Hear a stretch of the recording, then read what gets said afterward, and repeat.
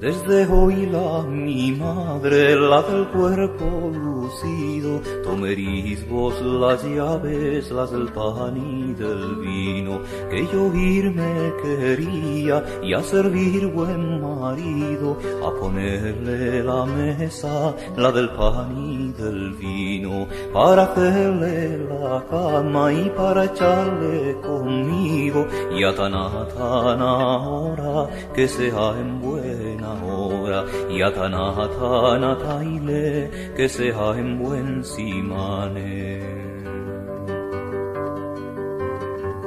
Desde hoy mi madre, la del cuerpo lozano, tomeréis vos las llaves, las del pan y del claro, que yo irme quería a servir buen velado, a ponerle la mesa, la del pan y del claro, para hacerle la cama y para echarle a mi lado, y a tan hora que sea en buena hora, y a tan taile que sea en buen simane. Hola a todos, recibimos hoy al profesor Manuel Nebot Navarro de la Cátedra de Hebreo y Arameo de la Universidad de Salamanca. Si me equivoco en algo, tú me lo dices. Estudios, no cátedra. Ah, vale, bien. Pues ya empezamos. Que nos hablará de su tesis La comunidad judía y conversa de Medinaceli Soria entre los años 1492 y 1530. Hola Manuel, cuéntanos, ¿cómo es que coincidimos tú y yo aquí en este medio? Esta vez voy como entrevistadora, no mi rol habitual de contertulia ocasional. Buenas tardes, amigos, oyentes de Radio Sefarad. Buenas tardes, Alicia. Hola. Pues el motivo de esta tesis tiene su génesis en el apoyo que recibí del profesor recientemente fallecido Carlos Carrete Barrondo, que estudió todo lo que son las localidades del obispado de Sigüenza donde hubo comunidad judía. Y gracias a ese estudio parcial me di cuenta que había un vacío de información en relación con la villa de Medinaceli, que tuvo una aljama muy importante, como he podido documentar a través de documentación inquisitorial extraída del Archivo Diocesano de Cuenca. Yo realmente lo que estaba pensando era que tú nos contaras, a mí que ya me lo sé, pero para refrescarlo, porque hace muchos años, y a los oyentes, que tú y yo nos conocíamos hace mucho tiempo. Es que era nuestro secreto. Vale. ¿Lo desvelo o no? Bueno, lo podemos dejar para el final. No, yo sí que lo desvelo, pero los secretos... Los secretos son secretos. Bueno, hemos querido saludar antes en la sintonía con una canción sefardí de Joaquín Díaz, este músico y folclorista español de Zamora, pero muy vinculado desde siempre a la ciudad de Valladolid. El intérprete sigue realizando un vasto trabajo de campo sobre el folclore y las tradiciones populares, también sefardíes. Pero bueno, volvamos a tu currículum, extenso e importante, aunque no lo vamos a glosar entero aquí. La pregunta entonces es, ¿cómo fue la opción de dedicarte al estudio del hebreo? No ya de la tesis, sino lo primero es lo primero. ¿Cómo empezó lo del hebreo? Porque hasta donde yo recuerdo, seguimos con los secretos, a tu padre le hubiera gustado que te dedicaras a empresariales o algunos estudios que dieran paso a actividades más tangibles y lucrativas, ¿no? Bueno, otro secreto, pero lo voy a desvelar. Como bien sabes, Alicia, yo nací enfrente de la sinagoga sefardí y ya me estaba llamando. Claro. Me estaba llamando y al final es una opción que, a pesar de los pesares, no me arrepiento de haber estudiado en absoluto. He conocido a personas maravillosas, muchas de ellas con las que trabajo actualmente. Eso es una suerte increíble. De la talla, fíjate, de Carlos Carrete Parrondo, que los oyentes conocerán porque era una persona excepcional, como indico, recientemente fallecido. Y en fin, ya sabes... Bueno, yo en su día, si mal no recuerdo, cuando tú me comentaste algo de esto, aparte de tus dolores y dolencias con las matemáticas, yo te dije, mira, Manuel, yo creo que mejor que seas el mejor en algo que aparentemente no tiene futuro, que no el último en algo que está muy de moda y que puede a priori darte mejor vida, ¿no? ¿Te acuerdas? Sí, ¿no? sí, perfectamente. Ajá, de esa pues conversación y después de la posterior que tuve con mi familia. Sí, me puedo imaginar. Pero bueno, tu familia ahora no podrá decir tampoco tanto, No, supongo. al contrario, están muy orgullosos de mi vida profesional y laboral. Bueno. No sé si soy el mejor, ¿eh? Intento serlo y me esfuerzo todos los días por aprender. Mira, cuando yo elegí mi tesis doctoral, porque es importante, bueno, lo de la tesis ya un poco lo has explicado, ¿no? En los cursos de doctorado un profesor me aconsejó, me dijo, elija un asunto desconocido para todos del que usted sea la única especialista.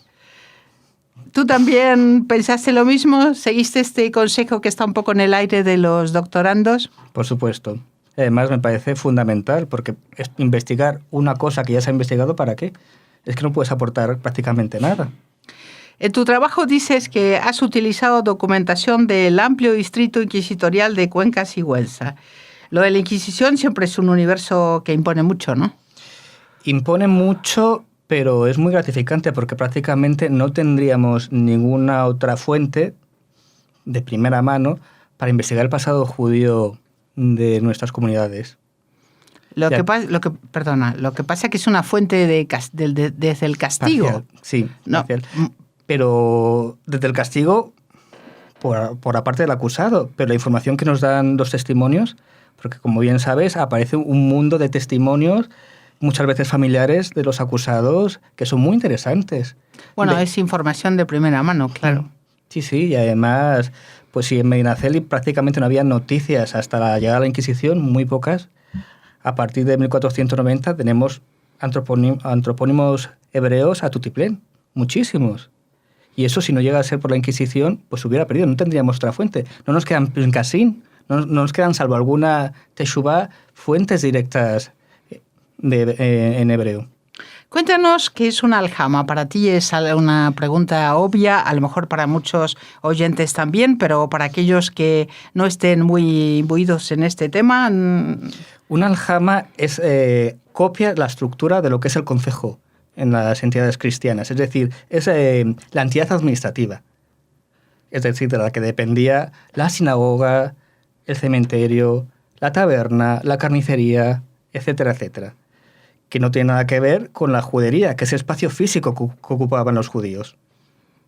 Y a lo mejor uno es elegido y el otro no. Uno puede ser una judería, pero no llega nunca a ser una aljama, porque le faltan la entidad administrativa. En varios epígrafes hay datos, y te cito, fiestas, oraciones, juramentos, ciclo de la vida, ritos mágicos. ¿Cómo se interpreta toda esta narrativa? Con la que tú, vamos, que es fundamental en esos dos libros enormes que estoy aquí con los que comparto la mesa. Pues a ver, desde el punto de vista del judaísmo nos dan información de cómo se vivía el judaísmo en esa época de finales del siglo XV. Desde el punto de vista de la defensa, es un testimonio en contra del acusado, de su judaísmo. Claro, teniendo en cuenta que estamos en una época pegadísima a la expulsión, bueno, es ese momento crítico en donde todo lo que no sea ortodoxo es susceptible de ser denostado y por vías muy duras. Y tan ¿no? pegada. La Inquisición en Medinaceli empieza a trabajar en 1491. O sea, justo antes del edicto. Un año antes de la expulsión. Pero los testimonios se remontan a bastante antes, a 50 años atrás. Con lo cual, desde esa época, desde 1450, tenemos ya información de judíos y judeoconversos, de las tensiones sociales que había. Bueno, ya hay todo un trabajo de investigación, digamos, como todos los servicios de seguridad, digamos, no se montan de un día para el otro, ¿no? Habrá habido todo un rodaje hasta llegar a concretar, digamos, a crear protocolos por parte de la Inquisición para incidir en este tipo de población, ¿no? Eso se nota mucho porque hay un cambio material en los expedientes. Hasta el siglo XVI no está todo muy reglamentado. A finales del XV se nota que todavía no había ese rodaje del que me indicas, pero sí, la Inquisición empezó a trabajar en 1480 en Sevilla, además con una brutalidad. Además, Sevilla, increíble. me estás hablando de Sevilla, Sevilla es el paradigma de la organización también del nuevo imperio más allá del Atlántico. Sí, o sea que la organización es... Yo creo que, habiendo estudiado bastante bien todos y cada uno en su día de estos organismos, sobre todo para América, aquello era fantástico, ¿no? Diseñado por una especie de, no lo sé, de gabinete de sabios, ¿no? Entonces, en esa época todo está curiosamente muy tipificado a partir de esa época, ¿no? A la época del descubrimiento o la llegada, que le gusta más a los europeos. No, los europeos dicen, y los españoles, descubrimiento, pero los pues del otro lado dicen, nosotros estábamos descubiertos, ya estábamos, no habéis los españoles descubierto nada, no, bueno, a la llegada a América, ¿no? Háblanos de la intrahistoria, de este término tan espejeante que acuñó Unamuno, como tú citas. Así es. Hay experiencias de verdad que te provocan un sentimiento de frustración, de tristeza, y es lo que Unamuno efectivamente llamó intrahistoria. Es decir, cómo los personajes reales se adaptan a unas circunstancias históricas muy concretas. Es decir, estoy hablando, por ejemplo, de Ana la costurera, una señora que el único delito que había cometido era convertirse al cristianismo, y va a aparecer toda la familia judía, padres, abuelos, hijos, denunciándola de judaizante, lógicamente. Te voy a hablar también de una mujer, Catalina, que justo cuando se decreta la expulsión, el padre, que sale al exilio, le pide dinero para hacer el viaje y ella no puede ayudarlo. Son testimonios que la gente no conoce y que forman la intrahistoria. Que de hecho es un concepto que se mantiene absolutamente... Ahora lo llaman historia social, creo. Pero la idea, el núcleo duro de esa gran intuición de Unamuno, que no era historiador, sin embargo, sigue vigente en cualquier tratamiento que se dé de este tipo de investigación. Así es, que incluso Galdós ya empleó en sus novelas, en episodios nacionales, si mal no recuerdo. Bueno, tú eres de Toledo, de la misma Toledo, ¿no? Del mismo Bilbao, de la misma Toledo. De la capital. De la capital, enfrente de la sinagoga, y de ese barrio maravilloso que tanto he recorrido en los años de mi estancia en Toledo también. Tú podrías ser perfectamente judío. Sí, perfectamente. ¿Y quién no? Ya sabes que en un artículo que se publicó no hace mucho en el periódico Haaretz, habían detectado que el 20% de la carga genética de los españoles es compartida con los judíos. O sea, ¿por qué no? Mis apellidos aparecen en los catálogos inquisitoriales. Bueno, menos mal que no estás en esa época. No, menos mal, porque si no me hubieran por lo menos detenido. Si hablamos de tu universidad, porque tú eres de Toledo, has hecho los primeros estudios en Toledo, pero luego en Salamanca. ¿Puedo hacer un inciso? Dime. ¿Desvelo el secreto ya? Bueno, a ver. Alicia, mi querida Alicia, fue profesora mía en el instituto, mi profesora de francés, nada más y nada menos. Bueno, yo creo que estos años aquí en Radio Sefarad se han notado porque siempre terminamos hablando de Francia o de los franceses están por todas partes, ¿no? Entonces, yo creo que los oyentes ya conocen este secreto a voces. Pero no que fuiste mi profesora. Ah, eso no. En el instituto. Por eso estás aquí, claro. Bueno, tú eres de Toledo, pero Salamanca es también tu alma mater, tu otra alma mater. Y claro, tú cuando me puse a ver cómo preparar el programa, dije, hoy Salamanca, pero es inevitable no recordar a otro judeo converso universal que es Fray Luis de León. Y tantos otros con el que bueno, este es el más, digamos, es un cartel luminoso, Fray Luis, ¿no? Sí, así es. También encarcelado, procesado por la Inquisición, ya sabes, muy bien. Luchó por escribir, por sus cátedras, tenía ahí como al mismo día de hoy, sus rifirrafes con sus colegas, ¿no? Su competencia, su competitividad. Por sus clases fue traductor y por eso fue procesado, porque estaba prohibido traducir el Cantar de los Cantares, del ¿no? hebreo al castellano o al romance en general, estaba prohibidísimo. Y por eso fue procesado, aparte de que era judío converso. Y él dijo aquel clásico maravilloso, como decíamos ayer, ¿no? Tú hoy aquí, ¿cómo lo ves? ¿Le recomendarías a un adolescente estudiar hebreo? Que te fuera con la misma pregunta Por supuesto. que tú fuiste en aquel momento, aquel día de nuestro secreto. Por supuesto, y además, aparte de que es una cultura muy interesante la judía, se necesitan traductores. Actualmente hay una demanda importante, relativamente importante, de traductores de hebreo al castellano. Que la gente no lo sabe, pero es un idioma hablado actualmente, no es un idioma bíblico muerto. Es Bueno, un idioma sí, hablado. yo creo que sí, la gente Bueno, sabe que en Israel se habla hebreo fundamentalmente, ¿no? Y otras lenguas, pero vamos. Sí, bueno, después hay gente que te pregunta, ¿y eso qué? ¿Dónde se habla? ¿En Grecia? Sí. Bueno, pero... Sí. Manuel, Hay gente Manuel, para todo. ¿de qué niveles estamos hablando? Hay gente para todo, sí.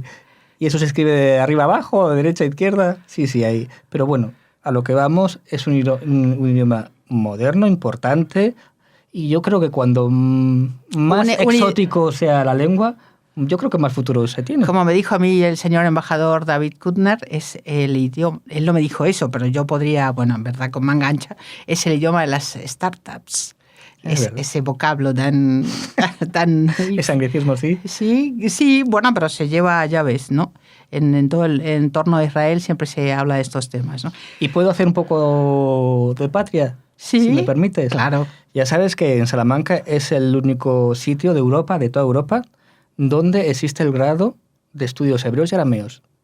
El único sitio de Europa. Es una oportunidad tener a una persona como Fren Yildiz, que es nativo de arameo. Contar con personas como Fuencisa García Casar, una hebraísta importantísima, y a compañeros tan estupendos como Ricardo Muñoz, Unate, Isabel Mata López, Vega María, es decir, tantas personas que todos los años enseñan tanto arameo como hebreo a partes iguales. Bueno, yo creo que es una suerte y un trabajo y un esfuerzo de siglos que se han hecho ahí detrás, y lo importante ahora es estar a la altura y mantener el desafío de que esto pueda continuar en las mejores condiciones posibles y se sigan creando, no digo crear escuela, pero bueno, ayornar o poner al día esta maravillosa escuela de semíticas que tenéis, ¿no? ¿Quieres agregar algo más de tu tesis, de tu filiación al mundo judío, de tus visitas a Israel, que sé perfectamente que han sido varias? De mis visitas a Israel, ya sabes cómo entré yo en Israel, ¿verdad? Entré justo cuando estaban cayendo las Torres Gemelas, prácticamente. Una semana después del atentado de Nueva York, volaba yo por primera vez a Israel, donde estuve ese año durante todo el curso académico. Y ya sabes hebreo. La situación social y política que había en ese momento de atentados diarios. Bueno, yo cuando fui a Israel la primera vez fue la oleada aquella de atentados en los autobuses, ¿no? Sí. Una de ellas. Entonces llamé a la Embajada de Israel como persona racional y dije, mire, tengo unos billetes y una reserva, no sé qué, pero esto no sé muy bien qué hacer. No pasa nada, señora. Usted viaje con total confianza.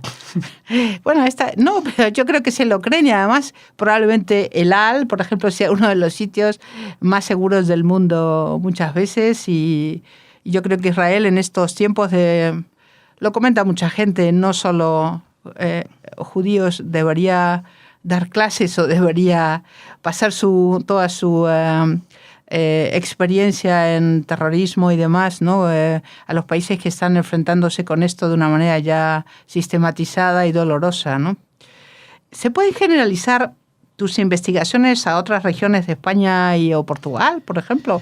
No creo. Las diferencias que había entre comunidad y comunidad, incluso cercanas dentro de la propia Castilla, eran muy diversas. Por eso no se puede generalizar en absoluto. Queda todavía muchísimo por hacer. Queda muchísimo por investigar, porque prácticamente no hay muchos trabajos en profundidad. Ya te digo, ni gente que tenga el tiempo y las posibilidades de dedicarse a esto, ¿no? Investigar en archivos es muy complicado. Ni instituciones que puedan facilitar becas o... etcétera. Claro. Pierdes mucho tiempo en leer. Bueno, pierdes... No, relativamente, sí, bueno, pero que se tarda mucho tiempo en eso no es transcribir. Cuantificable, ¿no? Y en buscar, y en revisar, y en pedir, y en hacer... Yo, por ejemplo, ya sabes que yo soy de Toledo, trabajo en Salamanca, pero yo me tenía que desplazar al Archivo Diocesano de Cuenca, que agradezco al archivero por haberme permitido estar allí y poder investigar. Claro. Que no todos los archivos ofrecen esa posibilidad. Porque hay algunos que están cerrados o porque pertenecen a la nobleza o porque pertenecen a la iglesia y no están abiertos al público. Y funciona como entidades absolutamente privadas. Claro. Si te parece, te voy a leer una décima que escribió en las paredes de la cárcel que le dio, no sé si decir que le dio abrigo, vamos, que lo... Cobijó. Bueno, sí. Que Fray Luis dice, aquí la envidia y la mentira me tuvieron encerrado. Dichoso el humilde estado del sabio que se retira de aqueste mundo malvado, y con pobre mesa y casa en el campo deleitoso, con solo Dios se compasa, y a sola su vida pasa, ni envidiado ni envidioso. Pues tomamos nota Tiene mucha actualidad, ¿eh? Hombre, que sí tiene actualidad, muchísima. Sí, sí. Manuel Nebot, yo no creo que a ti te vayan a enviar a la cárcel por tus escritos, pero ¿cómo ves el mundo hoy? Como universitario, como profesor, como educador, como investigador. Tengo que ser sincero.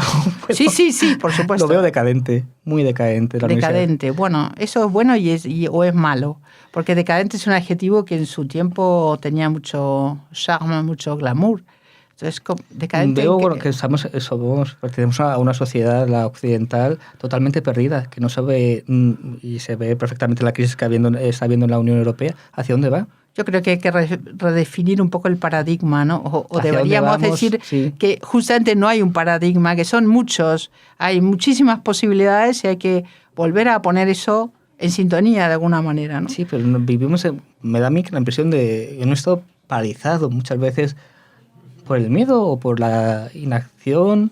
La dejación también, sí. La corrupción. Manuel, mi antiguo alumno de francés de un instituto de Toledo, ha recorrido hasta aquí un camino productivo y elegido, sobre todo. Que la música sefardí de Joaquín Díaz y la sofrosine, ese equilibrio del que hablaban los griegos, que tú a menudo me parece que tienes, te acompañen siempre. Buena semana. Muchas gracias a todos. Buena semana.